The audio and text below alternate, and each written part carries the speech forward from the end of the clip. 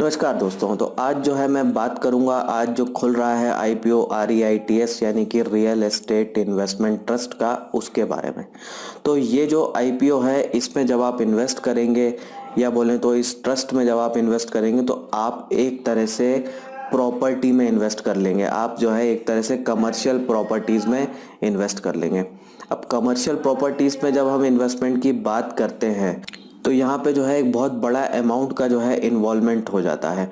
तो अगर आप सोचें कि मैं कोई दुकान खरीद लूँ या कोई ऑफिस चलाने लायक स्पेस खरीद लूँ, तो वहाँ आपको छोटा शहर भी हो तो भी आपको 20-30 लाख, बड़ा शहर तो है तो और भी ज़्यादा करोड़ों में भी जो है ये जाता है। तो काफ़ी महंगा जो है कमर्शियल प्रॉपर्टी होता है। अब कमर्शियल प्रॉपर्टी से जो हमें रेंटल इनकम होती है वो रेसिडेंशियल प्रॉपर्टी से काफ़ी ज़्यादा होती है। एक घर पे जो किराया मिलता है वो काफ़ी कम होता है।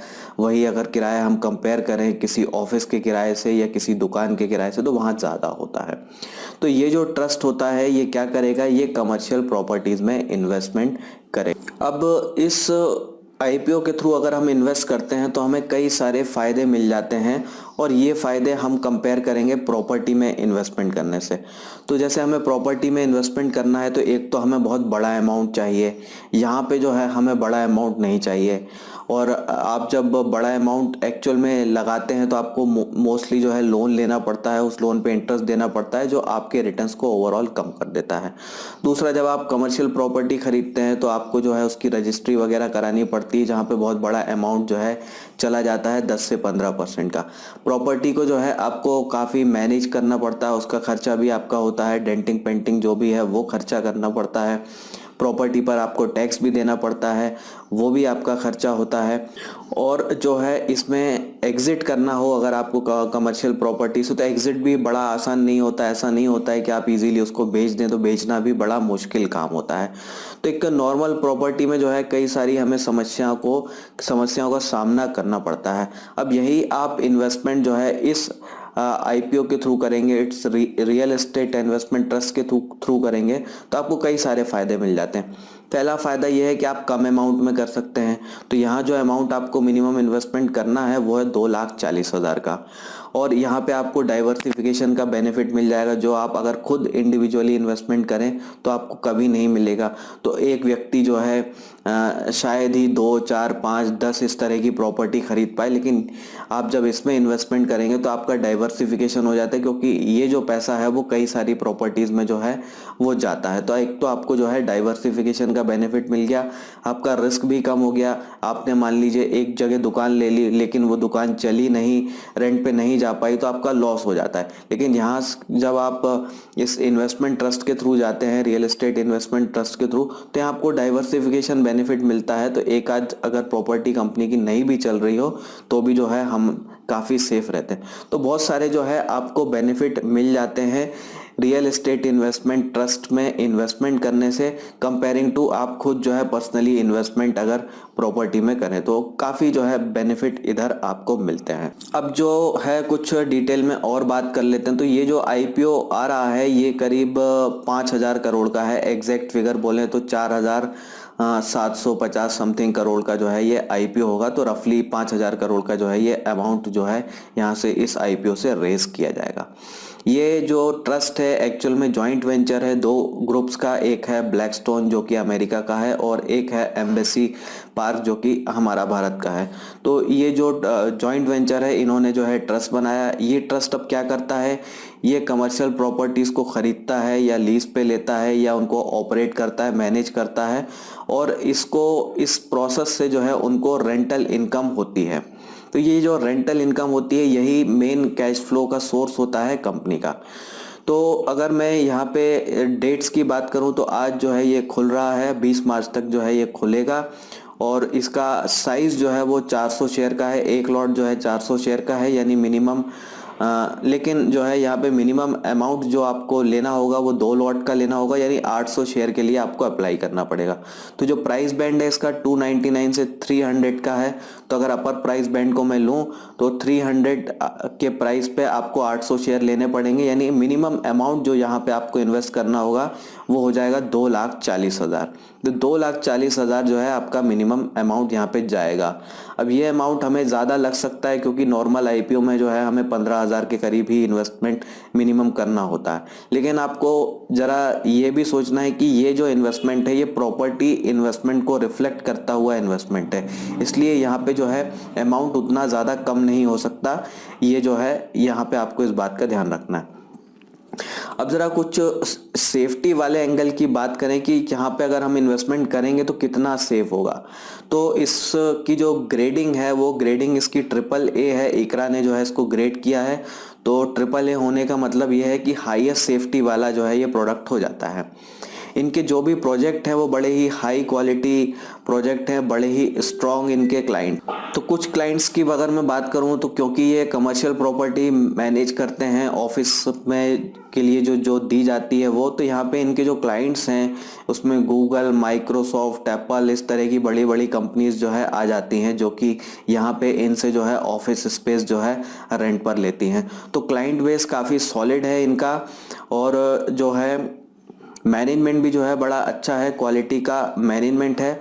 और दूसरी बात यह है कि 80% इन्वेस्टमेंट जो है इनको कंप्लीटेड प्रोजेक्ट में ही करना होता है। कैश इन फ्लो जिन प्रोजेक्ट्स में आ रहा होता है, जो इनकम जनरेटिंग प्रोजेक्ट होते हैं, उनमें इनका 80% इन्वेस्टमेंट जो है होता है। तो क्योंकि 80% इन्वेस्टमेंट जो है इनकम जनरेटिंग एसेट में ही है, तो ये जो है कंपैरेटिवली सेफर हो जाते हैं और इसमें जो है रिस्क भी काफ़ी कम हो जाता है। और इनकी जो प्रॉपर्टी है अभी इसका ऑक्यूपेंसी रेट जो है वो 95% चल रहा है, यानी कि 100 प्रॉपर्टी है तो उसमें से 95% जो है भरी हुई हैं। तो ये भी बहुत अच्छी बात हो जाती है, यानी कि प्रॉपर्टी से जो कैश फ्लो है काफ़ी अच्छा है, काफ़ी सस्टेनेबल है।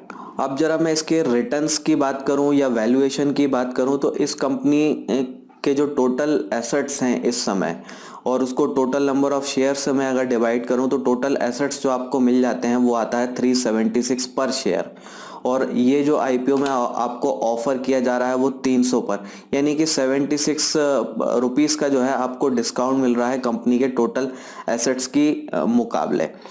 और साथ में जो है क्योंकि ये एक इन्वेस्टमेंट ट्रस्ट है तो यहाँ पे कंपनी को क्या करना पड़ता है, जो भी इनकम आई है उसका 90% जो है अपने जो भी ट्रस्ट के मेंबर्स हैं या शेयर होल्डर हैं उनको जो है डिस्ट्रीब्यूट करना होता है। तो ये जो एक्चुअल में ये जो इंस्ट्रूमेंट होगा यहाँ पे डेब्ट वाला पार्ट जो है आपके लिए ज़्यादा रहेगा, इक्विटी वाला पार्ट जो है कम रहेगा। 90% क्योंकि पैसा जो भी इनकम होगी वो कंपनी को डिस्ट्रीब्यूट करना है शेयर होल्डर को, सिर्फ 10% वो रिटेन कर सकती है। तो यहाँ पे ये जो प्रोडक्ट हो जाता है एक डेब्ट वाला पार्ट जो है इसमें ज़्यादा हो जाता है। तो आप इसको थोड़ा सा एफडी से कंपेयर कर सकते हैं कि एफडी से जो है हमें जो मिलता है या बॉन्ड से हमें जो मिलता है उस तरह की चीज़ों से आप जो है इसको कंपेयर करें, क्योंकि 90% इनकम जो है डिस्ट्रीब्यूट होगी। तो एक रिटर्न वाला पार्ट आपका यही होगा कि जो है आपको डिविडेंड के फॉर्म में इनकम होगी और ये इनकम बड़ी होगी क्योंकि 90% इनकम डिस्ट्रीब्यूट की जाएगी। अब सवाल अगर ये आए कि ये इनकम जो है डिविडेंड से कितनी हो सकती है, तो अभी जो मैंने कंपनी का रेड हेरिंग प्रोस्पेक्टस जो है उसको पढ़ा और उसमें जो रिसेंट ईयर जो है कंपनी की जो नेट डिस्ट्रीब्यूटेबल इनकम आई है वो आई थी 1633 करोड़, 1633 करोड़। अब इसको अगर मैं नंबर ऑफ शेयर से डिवाइड कर दूं तो ये फिगर आ जाता है 19 पॉइंट समथिंग का, तो रफली जो है 19 रुपये पर शेयर जो है आज की अर्निंग, इस साल की अर्निंग के हिसाब से जो है बनता है। तो आपको 19 रुपये पर शेयर जो है डिविडेंड यहाँ पे मिल सकता है। अब ये 19 रुपये पर शेयर डिविडेंड जो है अगर मैं इसको रिटर्न में ट्रांसलेट करूँ तो ये हो जाता है 6.4 समथिंग का रिटर्न, 6.4 समथिंग का रिटर्न।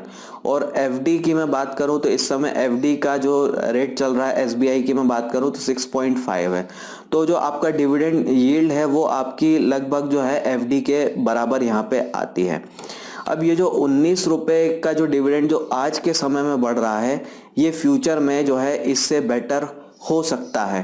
होगा इसलिए क्योंकि कंपनी जो है प्रॉपर्टी जो ले रही है वो भी बढ़ेंगी उसकी, और प्रॉपर्टी पर जो रेंट कंपनी लेती है उस रेंट का प्राइस भी जो है कंपनी जो है स्टेडीली बढ़ाएगी ईयर ऑन ईयर। तो जो इनकम आज है फ्यूचर में उससे ज़्यादा डिविडेंड वाली होगी मोस्ट प्रोबेबली। तो ये भी जो है एक अच्छी बात हो जाती है, क्योंकि एफडी में आपकी इस तरीके से इंटरेस्ट रेट जो है बढ़ते नहीं हैं, यहाँ पे आपके बढ़ने के चांसेस जो है हो जाते हैं। तो एक जो डिविडेंड वाला पार्ट है वो आपको इनकम के फॉर्म में मिलेगा, और साथ में जो है यहाँ पे एक इक्विटी एप्रिसिएशन भी होगा। एक शेयर के प्राइस में जो चेंज है वो भी आपके लिए एक रिटर्न जनरेट करने का काम करेगा। अब शेयर के प्राइस में जो चेंज होगा वो चेंज होगा इनकी प्रॉपर्टी के वैल्यूएशन के हिसाब से। तो प्रॉपर्टी की वैल्यू अगर बढ़ती है तो उस शेयर का प्राइस बढ़ेगा, प्रॉपर्टी की वैल्यू अगर नहीं बढ़ती है तो शेयर का प्राइस जो है नहीं बढ़ पाएगा। तो अगर मैं ओवरऑल कंपेयर करूं कि 6.4 समथिंग आपको डिविडेंड यील्ड मिल जाती है जो कि एफडी के इक्विवेलेंट हो जाती है, और साथ में थोड़ा बहुत अगर मैं 2% भी इक्विटी का अप्रिसिएशन अगर मैं लेके चलूं तो आप 8 to 9% तक की यील्ड वाले लेवल पे यहाँ पे पहुंच जाते हैं, जो कि करंट एफडी यील्ड से जो है थोड़ा सा आपके लिए बेटर हो जाता है। अब वैल्यूएशन की बात करूं कि ये प्राइस पे शेयर सस्ता है या महंगा है, तो क्योंकि ऐसी कोई कंपनी लिस्टेड नहीं है जिससे इसको कंपेयर किया जा सके, तो वैल्यूएशन के बारे में ज़्यादा कुछ नहीं कहा जा सकता। तो ओवरऑल जो है इस चीज़ का एडवांटेज ही कंपनी को मिलता है जब वो लिस्ट होती है, क्योंकि पीयर्स जो है नहीं है तो वैल्यूएशन यूजुअली थोड़ा हाई जाता है। तो एसेट की जो वैल्यू है आज की डेट में वो 376 पर शेयर है, उसके मुकाबले जो है डेफिनेटली हमें जो है यहाँ पे एक डिस्काउंट मिल रहा है। अब थोड़े से रिस्क फैक्टर की भी बात कर लूं कि क्या ये बिल्कुल 100% सेफ है, तो ऐसी बात भी नहीं है। कुछ रिस्क जो है हर बिजनेस में होते हैं, इस बिजनेस में भी है।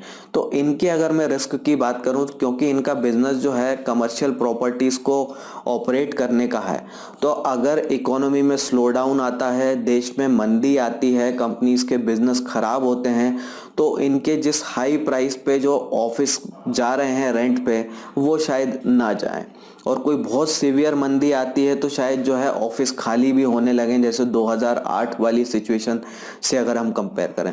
तो ऐसी कोई चीज़ अगर होती है तो उस सिचुएशन में कंपनी जो है जो डिविडेंड देती है, जो नेट डिस्ट्रीब्यूटेबल इनकम है उसकी, उसमें एक बड़ा सा ड्रॉप आ सकता है।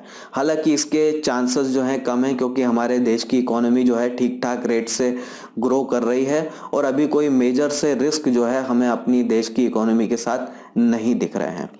तो ये जो है इसका पूरा एनालिसिस हो जाता है।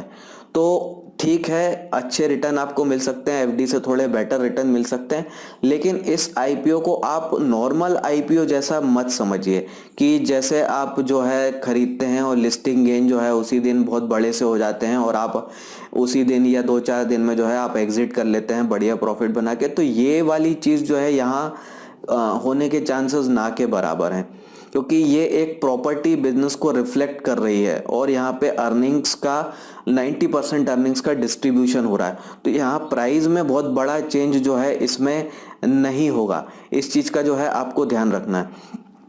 और इसमें अगर आप इन्वेस्ट कर रहे हैं तो आपको ये भी ध्यान रखना है कि हमारा जो एटीट्यूड होना चाहिए इन्वेस्टमेंट का वो एग्जैक्टली वैसा ही होना चाहिए जैसे हम प्रॉपर्टी में इन्वेस्टमेंट करते समय होता है।